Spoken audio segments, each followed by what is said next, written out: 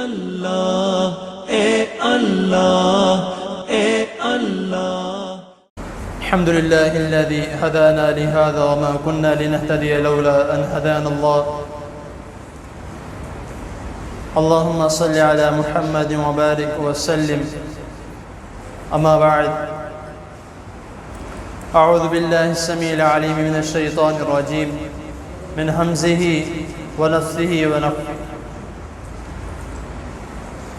وَإِذَا حُيِّيتُم بِتَحِيَّةٍ فَحَيُّوا بِأَحْسَنَ مِنْهَا أَوْ رُدُّوهَا. حضرات محترم،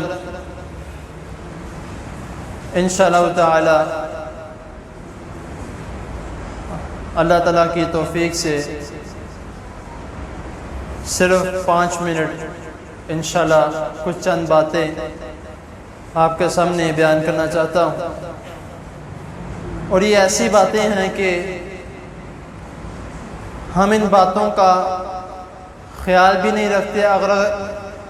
اگر ان باتوں پر کوئی ٹوکتا ہے تو ہم اس کو کہتے ہیں خیر ہے، لیکن ہم یہ نہیں سوچتے کہ ہم جانے انجانے میں ہم بدعت کا شکار ہو رہے ہیں. ہم اس طرح کے کام کر رہے ہیں کہ جس کے بارے میں ہمیں علم تو ہے لیکن ہمارا اس پر عمل نہیں ہے. اسی وجہ سے وہ کام جو ہم کرتے ہیں وہ بدعت کے ضمن میں آ جاتا ہے. جدید ٹیکنالوجی کا دور ہے، موبائل، میسیجز، کالز، سب کچھ چلتا رہتا ہے. ظاہری سی بات ہے، جس طرح دور بدلتا رہتا ہے اس طرح ہر چیز آنے والی بدلتی رہتی ہے.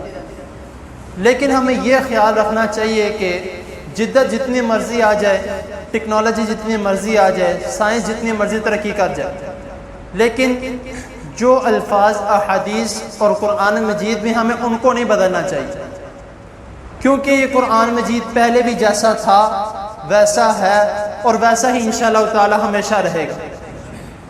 اور احادیث وہ بھی جس طرح تھیں اسی طرح ہیں اور انشاءاللہ اسی طرح رہیں گی. لیکن اگر کوئی ان میں رد و بدل کرنے کی کوشش کرتا ہے، اس کے بارے میں رسول اللہ صلی اللہ علیہ وسلم نے فرمایا ہے، بخاری کی حدیث ہے، حدیث نمبر 1667 میں اللہ تعالیٰ 1867 میں اللہ تعالیٰ رسول اللہ صلی اللہ علیہ وسلم فرما رہے ہیں کہ جو شخص بدعت کرتا ہے اس پر اللہ تعالیٰ کے فرشتوں کی بھی لعنت ہے اور انسانوں کی بھی لعنت ہے. اگر اب ہم جانے انجانے میں یہ کام کر رہے ہیں، ہمیں پتہ نہیں ہے. اب میں نے جو شروع میں ایک چھوٹی سی آیت کریمہ تلاوت کیا سورۃ النساء کی 5واں نمبر سپارہ ہے. اللہ تعالیٰ فرما رہے ہیں وَإِذَا حُيِّيتُم بِتَحِيَّةٍ فَحَيُّوا بِأَحْسَنَ مِنْهَا أَوْ رُدُّوهَا، کہ جب تمہیں کوئی تحفہ دیتا ہے یا تمہیں کوئی سلام کرتا ہے تو تم بدلے میں اس کو اس سے بہتر سلام کرو یا بہتر تحفہ دو. اگر تم اس سے بہتر نہیں دے سکتے، کم از کم جو اس نے دیا ہے یا اس نے سلام کہا ہے اسی طرح اس کو لوٹا دو. لیکن آج کل ہم نے جو سلام کے جو صحیح الفاظ ہیں السلام علیکم، ہم نے اس کو بھی بدل دیا. وہ کس طرح بدل دیا؟ اب اس کو بدلا جا سکتا ہے جس طرح میں نے پہلے کافی السلام علیکم کے دروس میں میں نے بیان کیا ہے کہ اگر اس کو بدلا جا سکتا ہے، عربی کے 1-2 چیزیں آگے پیچھے کر دو تو اس کو بدل سکتے ہیں. لیکن ہم اس کو انگلش میں لے آئے ہیں. اس الفاظ کو ہم ظاہری سی بات ہے رومن اردو لکھتے ہیں، یعنی کہ انگلش کو اردو میں بنا کے جب ایک دوسرے کو میسیجز کرتے ہیں تو اس میں ہم اس الفاظ کو استعمال کرتے ہیں. اور الفاظ کو اس طرح استعمال کرتے ہیں جب ہم کسی کو السلام علیکم بھیجتے ہیں تو ہمارا ایک نیا طریقہ کا جو بن چکا ہے اور جس کے بارے میں میں نے بھی کافی دفعہ کسی نہ کسی کو ٹوکا ہے. اللہ تعالیٰ مجھے اس کا اجر دیں، اور اگر کسی نے ٹوکا اس کو بھی اجر دیں. لیکن اگر کوئی نہیں مانتا تو اللہ تعالیٰ کے سپرد ہے، بار بار کہنا چاہیے. تو اکثر ہم جب ایک دوسرے کو میسج کرتے ہیں، میسج کے شروع میں AOA لکھتے ہیں. اب اسے کسی سے پوچھا جائے بھائی اس کا مطلب کیا ہے، وہ کہتا ہے السلام علیکم اس کا مطلب. اب السلام علیکم حدیث میں کیا اس کے الفاظ ہیں؟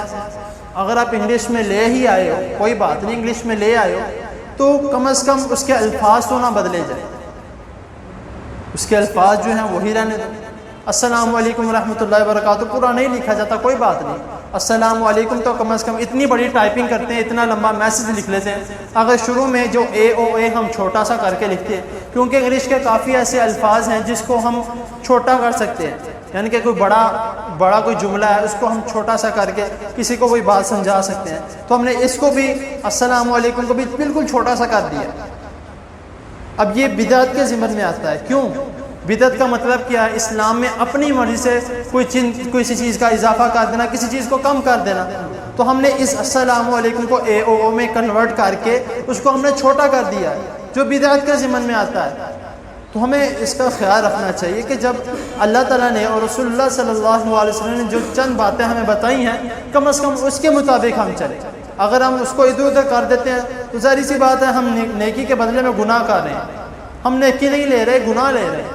تو کوشش یہ کریں کہ جتنا ہو سکے نیکی کیا کریں، گناہ سے بچا جائے، اور جو اگر کوئی اس طرح کرتا ہے تو اس کو بھی ٹوکا جائے۔ ٹوکنے میں کوئی برائی نہیں ہے، دین سے کسی کو سکھانا، کسی سے سن کے اس کا مستحب نکال کے، مستند جو بات ہے اس کو نکال کے کسی کے سامنے بیان کرنا، اس میں کوئی گناہ نہیں ہے۔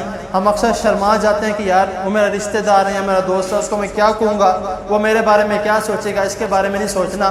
اگر سوچنا ہے تو یہی سوچنا ہے کہ اگر کچھ میں اللہ تعالیٰ کی رضا کے لیے آگے بیان کر دیتا ہوں تو اس کا مجھے کتنا اجر مل سکتا ہے۔ اللہ تعالیٰ کے حضور دعا ہے اللہ تعالیٰ ہمیں صحیح دین کو سمجھنے کی، اس پر عمل کرنے کی توفیق عطا فرمائے۔ جزاک اللہ۔